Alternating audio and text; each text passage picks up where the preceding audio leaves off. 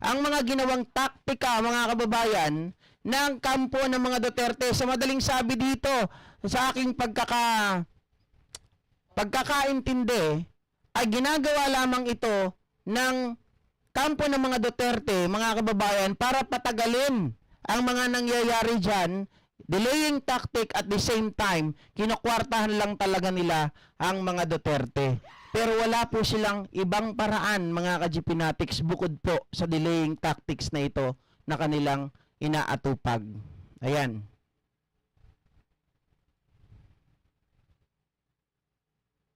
ICC Assistant to Counsel, Attorney Mm-hmm. Christina Conti, who joins us today on Morning Matters. Welcome back, Attorney. Yes, good morning, Gretchen. Good morning. All right. Tell us more about the request of the defense that has been rejected by the ICC, Romulo. the removal of 2 judges from the jurisdiction case. What's the story behind that? Well, we just found out that apparently at the same time that the defense filed a question or a challenge over the jurisdiction, they asked 2 out of the 3 judges to, in our terms, to inhibit themselves or to take themselves out of the team, which would require, and this would be in a sense logistically a delaying tactic, because you cannot have just one judge decide on this matter, and therefore there should have been, if they were successful, there should have been some sort of assignment or reassignment of judges. Pero in my point, 'di ba sinabi ko kahapon na kung sakali, mga kababayan, bakit nila inilaban natanggalin or hilingin yung natanggalin yung dalawang judges, mga kababayan? Eh 'di ba, itong dalawang judges na to, it is because sila din yung nag-decide over the case ng jurisdiction case dati at nanalo nga po ang ICC over the Philippines. So therefore, mga ka-GPnatics, ito, sila ay parang ang ginagawa ng taktika o ginagawa pong paraan ng mga Duterte or kampo ng mga Duterte is sila ay nagbabakasakali. Yes, that is the term. Nagbabakasakali, mga kababayan. You know naman na kung ito ay ganito na ang precedence nila dati, ganito na ang naging outcome of end result ng ginawa pong investigasyon at pag-challenge noon ng Pilipinas. So, if the 3 are still intact, therefore, the result remains the same. Pero, sila po ay i-challenge pa rin nila. Same thing, same documents, same situation. So, therefore, same result. 'Di ba? Pero, mga ka-GPnatics, kung ikaw po talaga gusto mong tulungan yung iyong kliyente, so therefore gahanap ka or hahanap ka ng ibang paraan na makakatulong. Pero bakit yun pa rin ang ginamit mo? 'Di ba? Sa makatuwid, sa palaran na to, bahala na si Batman. Basta kami kumikita, patagalin natin. Anyway, they were asking for the inhibition. Exactly, Seven Samurai, pinipirahan lang ni Kaufman. We're going to use that in the Philippine context. Inhibition of 2 judges, saying that they could have already prejudged the situation, Okay. considering that they had been part of the original team. Buti na lang the pre-trial chamber said, well, we're not going to do that because it's not proper, Okay. and we're going to proceed with the team of 3 as we have already been proceeding. Kaya kumbaga tuloy lang yung rejection na ito, we think, una, the application, this kind of move, we think is just one part of the arsenal of the Duterte camp to, well, in one way, to stretch out the proceedings, and on another hand, to really question everything that goes their way. Okay, when you say original Okay, so if they really want to question everything, mga kababayan, isa lang ibig sabihin nun, sobrang gusto nilang pabagalin ang sitwasyon. Gusto po nila na kapag naging slow po kasi ang sitwasyon, mas marami silang leeway or mas maraming paraan na pwedeng gawin ang mga Duterte. Either yan ay sabihin natin na yan bang pamamaraan na yan, GP, ay magiging magbe-benefit sila. Mga kababayan, either way. Basta ang gusto lang nila, mas slow down yung ginagawa po na bago po mangyari yung tawag dito, sa September, bago po maglabas ng hatol ang judge, 'di ba? Kailangan po nila itong ma-slow down. Kailangan po nila makahanap ng paraan bago po mag-confirm ng charges kay Digong Duterte. O, yun ang gagawin nila. So, wala silang pakialam. Kung matatalo sila dyan, as long as kasi habang ikaw ay nagcha-challenge, humahaba po yung panahon. Para nang sa ganon, pag humaba, na-extend ng na-extend, meron silang maisisingit at maisisingit. Team, is that the team that decided on the jurisdiction of this case, I think back in 2021, if I recall it correctly? That's correct to a point.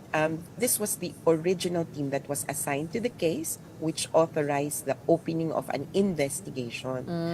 They weren't really actually asked to decide on quote-unquote jurisdiction. Ang tinanong sa kanila, can we, starting from the preliminary examination, open an investigation? Meaning, can we look at who are most responsible?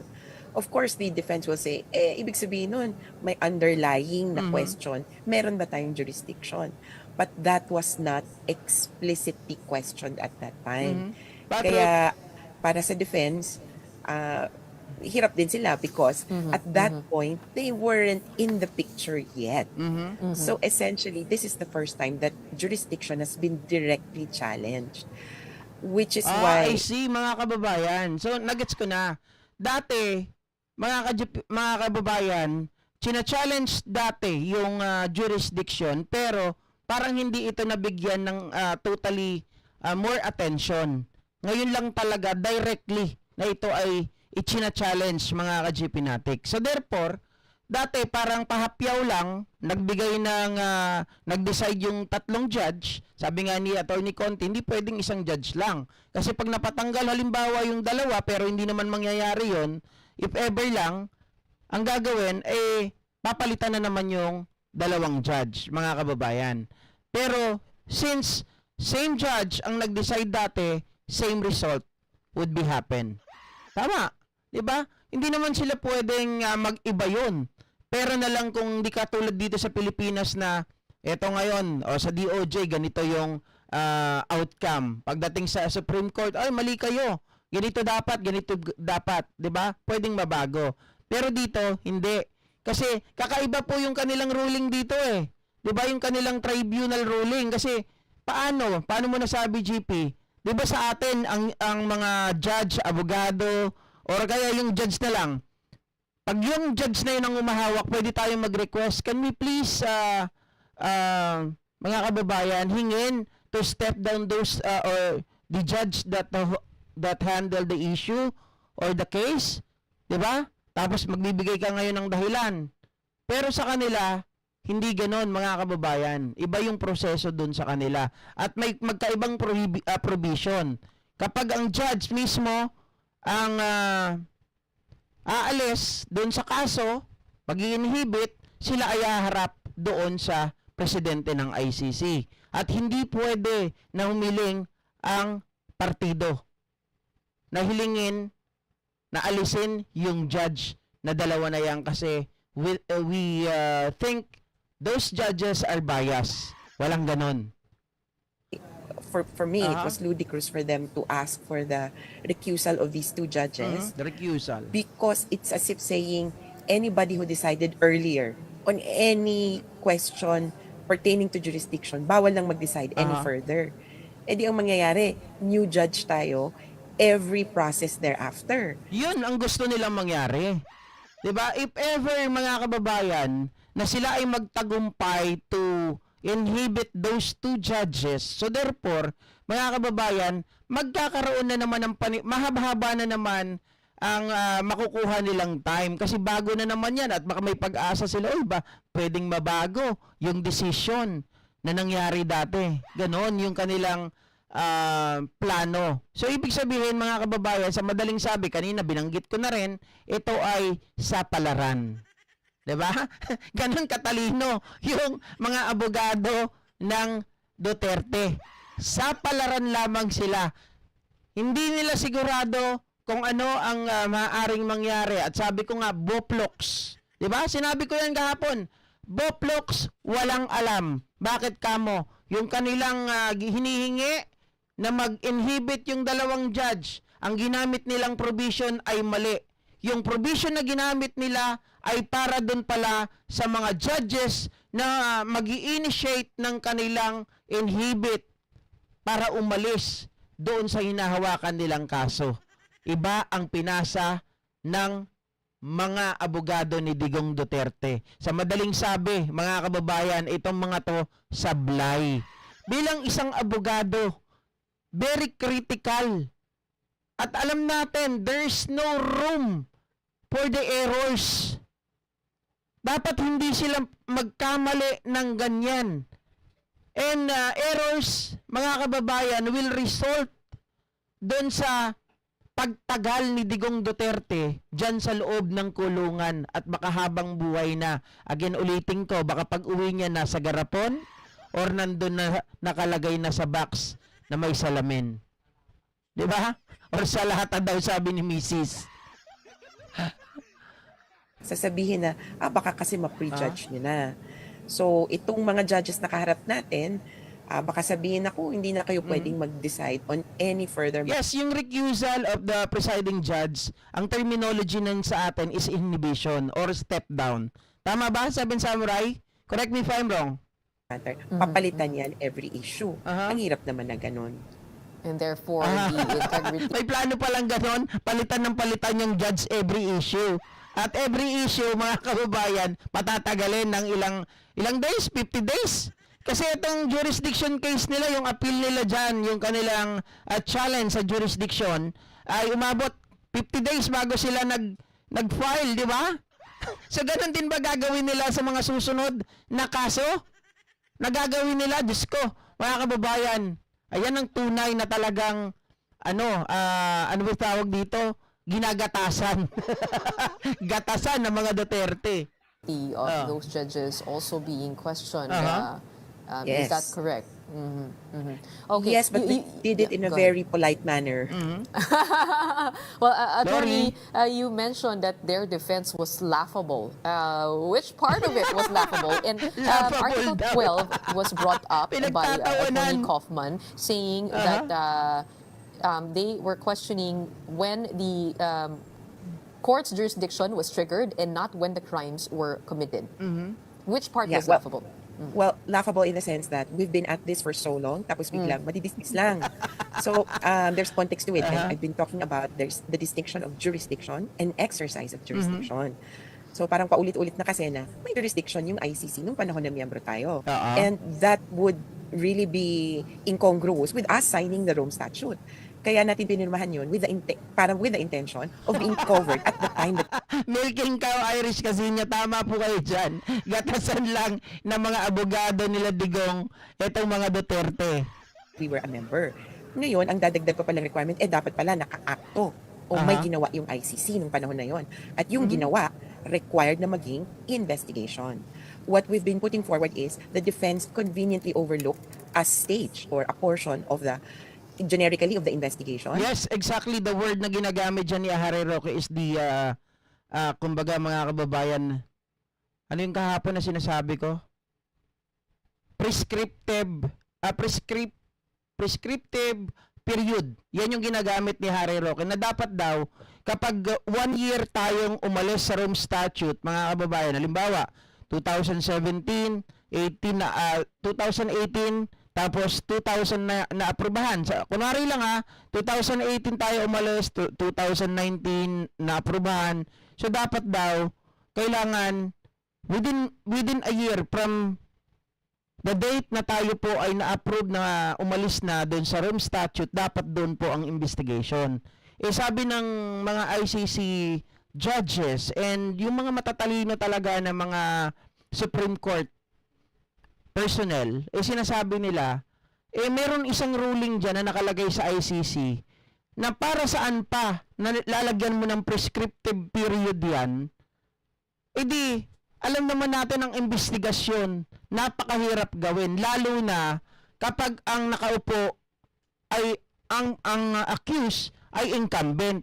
So wala kang magagawa, hindi ka makakakilos, may hirapan kang kumuha ng mga dokumento, nahihirapan ka na makapagsalita kasi pipigilan ka sigurado ng maraming element. 'Di ba? When you say element, those are people, mga kababayan, na meron talaga silang tinatawag na impluwensya over the case or impluwensya dun sa tao or mapipera sa madaling salita na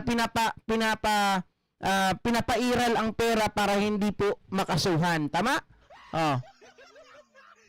That is termed preliminary examination that was opened at the time when we were a member of the court. Kaya if you look at their submission, may date silang skinip, which was February 2018, clearly within the period we were a member, which was the time that the Office of the Prosecutor opened a preliminary examination. Kaya even with their own logic, sabi nila, kailangan may nabuksan na quote-unquote investigation nung panahon na member tayo. Investigation with a capital I talks about, well, that happened in 2021, but we had a preliminary examination or an ICC proceeding happening in 2018. Ayun. Attorney Conti, another thing that was brought up by Attorney Kaufman So, was ano na lang mga technicalities talaga ang pinag-uusapan dito, no? Kung napapansin ninyo, mga kababayan, may nangyari na bang investigation preliminary noong 2018? Kasi sinasabi ng mga kampo ng mga Duterte, 2021 pa lang nagsimula yung mga investigasyon.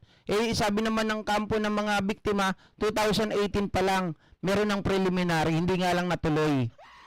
Oh.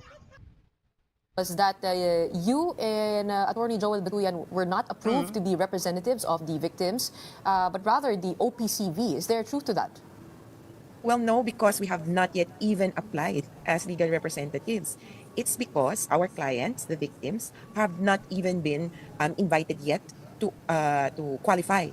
We previously put out communications regarding application of victims so that they can be called victims of the case. However, that application period has not opened yet. Kumbaga, hindi pa po bukas yung registration. I see. Only after the completion of that period will the appointment of a common legal representative be made.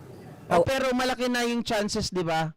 Pinagbigyan na ng, 'di ba, hindi kinatigan ng ICC yung hiling ni Nicholas Kaufman na ilimit yung mga victims, 'di ba? Dapat, sabi nila, meron daw passport, merong ano yung isang ID? National ID. Pero merong 36 na way, na paraan para mapatunayan or mapagtibay na ang biktima ay isa talaga sa mga biktima at hindi gawa-gawa lang. So 36 way yon. However, and this is important to put out, hindi Sorry. naman pwedeng mabura yung mahigit 8 taon na naming pagtulong dun sa mga biktima. We do represent the victims in other capacities, in other proceedings, and in fact, generally, we do represent their interests. So, I thought it was really unethical and unfair for Ms. Attorney Kaufman to say that, considering that he's been on this case for only 2 months between us, lawyers of the Attorney victims, Conti, and him. we don't have much time, no, but I'd just like to get your thoughts on the effect of this jurisdiction case. Will it be solved before the confirmation of charges hearing in September? Do we expect that? And what are the timelines? Have they been moved? What is the effort, or what are the efforts of the prosecution? So I can speak for the prosecution because I'm not part of the prosecution, but for the court as well, we're waiting for their instruction. They can settle this issue before September, or they can talk about jurisdiction and the confirmation of charges in September together. So we're looking for that queue, but hopefully we finish this issue before September so that we can proceed on the merits of the case already. There's no timelines yet, where everybody's waiting for the ICC announcement and the schedules. But what we have would be, if we were to continue, by July we will have possible charges. By September, we will have the hearing on these charges and the answer of the defense. Nako, ayan na mga kababayan, kapanapanabik, ano? Magsasabay-sabay na, sino kaya ang uunahin?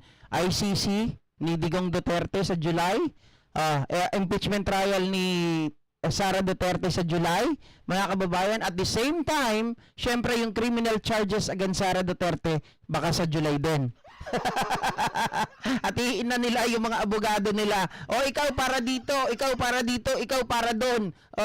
Hindi na nila malaman kung anong gagawin. Vice President, kailangan mo umattend dito. Vice President, kailangan umattend dito. Patay tayo dyan. Paano kayang scheduling, time management ang gagawin ng kampo ng mga Duterte sa mga ito, no? Sasabihin ni Sara, hindi, kaya na ng mga abogado yan. Sabi ng mga abogadong iba, asikasuhin mo daw, Sara, yung impeachment case mo. Dahil yan talaga ang magpapalaglag sa'yo. Diba? Remember, pag ikaw po ay natalo dyan, meron perpetual disqualification, which, mga kababayan, result na ikaw po ay hindi na po makahawak ng public office, whether yan ay national or local. Diba? At syempre, mga kababayan, mga ka-GP Natics, ako po,